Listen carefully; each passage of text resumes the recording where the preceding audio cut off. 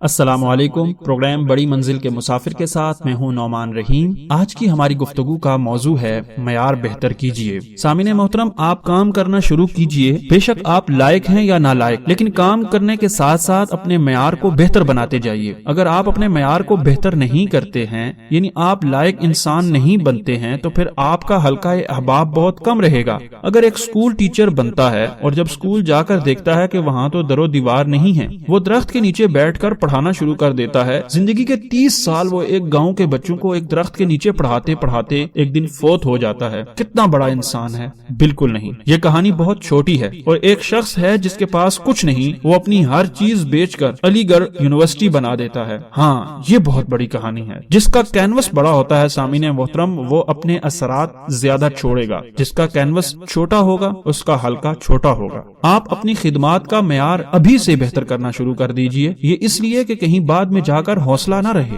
ہاں، بہت سے لوگ کہتے ہیں کہ میں امیر ہو کر بانٹوں گا۔ جب وہ امیر ہوتا ہے تو حوصلہ ختم ہو چکا ہوتا ہے۔ آپ بچپن سے مثبت مزاج بنائیے، جوانی کی عمر سے اپنے اندر پودا لگائیے۔ اس بات کی پرواہ نہ کیجیے کہ آپ کی عمر ابھی کیا ہے، بس آج سے کام شروع کر دیجیے۔ اگر ابھی سے کام شروع کر گئے تو 10 سال بعد آپ کہیں گے کہ ہمیں پتہ ہی نہیں لگا کہ کیا ہوا ہے، لیکن سب کچھ ہی ہو گیا۔ اس آدمی کا شکریہ ادا کیجیے جس نے آپ کو زیرو سے ہیرو بنا دیا۔ یہ کیا بات ہوئی کہ آپ کی سوچ اتنی پست ہو کہ شکریہ کے الفاظ بھی نہ ہو، آپ کے پاس فاتحہ بھی نہ ہو، ایک عرضی بھی نہ ہو کہ مالک یہ وہ بندہ ہے جو نہیں تھا پھر بھی تھا۔ تیرا کتنا انعام تھا کہ اس کی سوچ کو تو نے اتنی قوت دی کہ ایک زمانے کو فائدہ دے رہا ہے۔ جب آپ واضح ہوتے ہیں سامعین محترم تو پھر آپ جم کر کھڑے ہو جاتے ہیں۔ جب آپ واضح ہی نہیں ہوتے تو پھر آپ کنفیوز جواب دیتے ہیں، آپ لڑ پڑتے ہیں۔ اپنی خدمات ابھی سے دینی شروع کیجیے اور معیار بہتر کرتے جائیے۔ ایک وقت آئے گا کہ آپ جیسا کوئی نہیں ہوگا اور آپ مثال ہوں گے۔ سامعین محترم، آج کی گفتگو کا مرکزی خیال ہے کہ کام شروع کیجیے اور آہستہ آہستہ